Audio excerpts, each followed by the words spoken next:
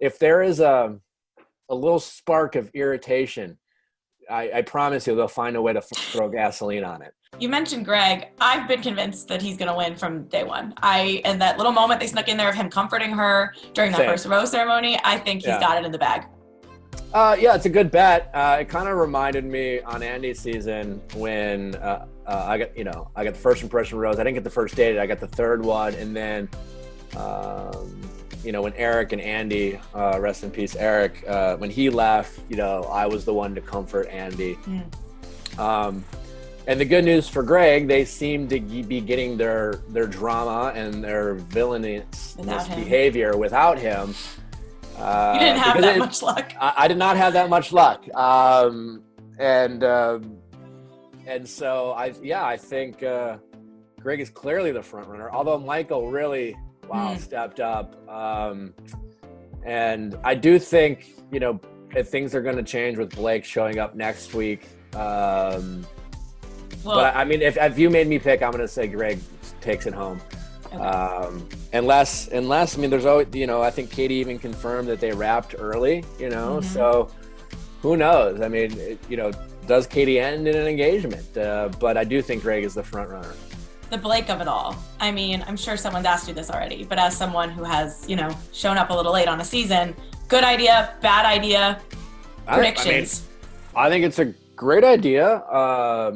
For you.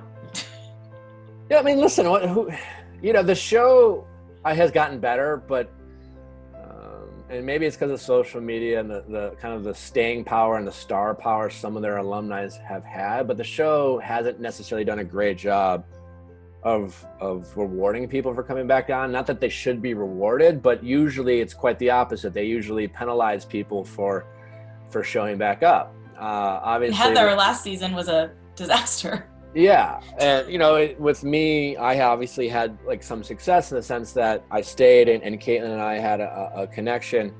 I think it's great TV. Blake is gonna get crap, obviously, for someone who fell in love with Claire without validation, fell in love with Tayshia without validation. So when I'm in love with Katie, it's fair to question. I don't question that he believes what he says. You just kind of question, do you just kind of love hard, bro? I don't know the backstory. It sounds like there was some dialogue between Katie and Blake. I don't think it was to the degree that it was with Caitlin and I when it was a pretty intense, 2 months of dialogue, but I do think Blake will go far. I do think they focused a decent amount on Blake in the season preview, right? And Blake, as interesting as he was on the 2 seasons, he wasn't necessarily a star. He wasn't like this huge character. He was a character for sure. So that tells me he's going to be around. And and I think it's great. I'm rooting for Blake. I hope. I think he'll do well. I think he'll shake it up. I'll be interesting to see how the guys respond to him. I'm sure they'll go well with them. They're always so happy to see late arrivals. Yeah, well, it'll be like the people. Aaron's gonna. Oh my God, I think that's already pretty predictable. But the Gregs of it all, right? Because what was interesting about me showing up for Caitlin's season is just how much Sean hated me, and Sean was Sean was. If I didn't show up, I mean, it would have been it was just. The season was over. Season was over, right? And then. And that made it interesting because Sean was very much the front runner, and Sean just hated me. But will Greg hate Blake, right? Right. Will Michael hate Blake? Will Connor, I guess. Yeah, Connor. And I don't see those guys being like Sean, and so I wonder how that will And I just Aaron, handsome, good-looking guy. I don't see a connection between him and Katie. No. So. Will the guys that Katie's into have an issue with Blake? I think is the big question, and I have a hard time believing it, but we'll see. Anything's possible. If there is a a little spark of irritation, I promise you they'll find a way to throw gasoline on it. Very fair. So we'll see. Selling Sunset Queen Chrisley on your podcast this week, I started listening to it, and you said that Katie told you Blake was there. Yeah, so when I showed up, Blake was on the compound. He was quarantining, likely. I don't know. I think Katie had met him. I don't know for sure. She had told me about it, and it was filmed. They didn't use it, but it was filmed. Let's listen to the show. There's so many moving pieces, and then with the stuff that happened, the stuff that came out on the date with Thomas, obviously Katie's story, you want to give that its rightful air and oxygen and its space for, Katie to be heard. And I think that was really brave of her. So it doesn't shock me with all that going on that, we'll see Blake in next episode. When I was on Caitlyn's season,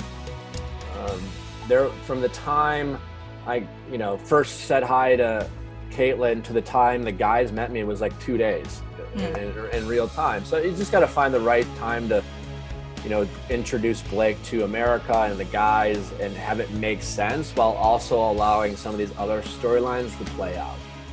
You mentioned Katie's story, obviously. She's been such an amazing Bachelorette, and I can eat my words because I didn't get why they picked her, to be honest. But I feel like you are the one who always says that the producers know what they're doing. So when we get upset about a decision, to just wait it out, because I have been so impressed with her in these 3 episodes, and I like her so much more than I thought I would. Yeah, I think, Katie, I'm pretty sure she's been a fan of the show for a long time. So, and she's a smart woman. She showed on Matt James' season that she's willing to speak up.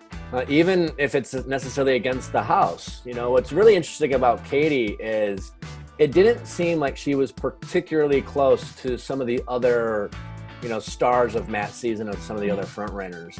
And that did not stop her from being a fan favorite and being likable, which is usually not the case. And I think that same, progressiveness, open-mindedness, bravery of speaking up and just challenging the guys, it's fun to watch, right? It's not fun to, not watch someone hold people accountable. Do I wish it would be more equitable between the Bachelor and Bachelorette, right? Like, I get a little annoyed that, I don't particularly like it when the Bachelorettes, and it happens every season, yells at the group of men, like if the Bachelor had to be like, oh my, and I don't want the Bachelor to be able to yell at women. It's like you're not their parent. But I do like it when Katie is standing up for herself. I loved it when Katie, asked Thomas, in a very nice and conversational way, hey, thanks for saying you had red flags. Now's a great time to be specific about what those are. And then when he gave her fluff, she checked him. And that's the stuff I like to see. I loved Katie showing that self-awareness. And even though she still seems like she's under Thomas's spell, she's kind of starting to see it for herself. And I think those are the things we like to see, because I think, it's just all about being relatable. It's all about watching something on TV and saying, I've been in that situation. I either got it wrong or I got it right, but here's how I love that she did that. Or I made that same mistake, and here's why I know it's a mistake, and things like that. Well, I know you have to go, and people can hear all of your thoughts on Viall Files as always, and Ask Nick. My last question for you is just, does anyone ever ask you something that you don't know what the hell to say? Because I feel like you give advice 24/7 these days. People ask, why I'm good at giving advice, and I don't claim to be anything I'm not. I don't claim to be a therapist, and I don't try to give any type of textbook answers, right? A lot of it is just we lie to ourselves, and I'm just good at listening to the lies. So all I'm trying to do is help people kind of see their truth and help them process the thing they're struggling to process. So I always have some sort of answer, but I'm also not afraid to acknowledge the things I don't know, and I think that's helped me along the way. Perfect. Well, everybody I'm sure listens already, but if they don't, you have episodes come out several times a week. You're answering questions, you're covering The Bachelorette, you're talking to A-listers, you're doing it all. Well, it's always fun talking to you, Sarah. Thanks for your time, and I look forward to doing it in the future. Yep, sounds good. All right, take care. Bye, guys. Bye-bye.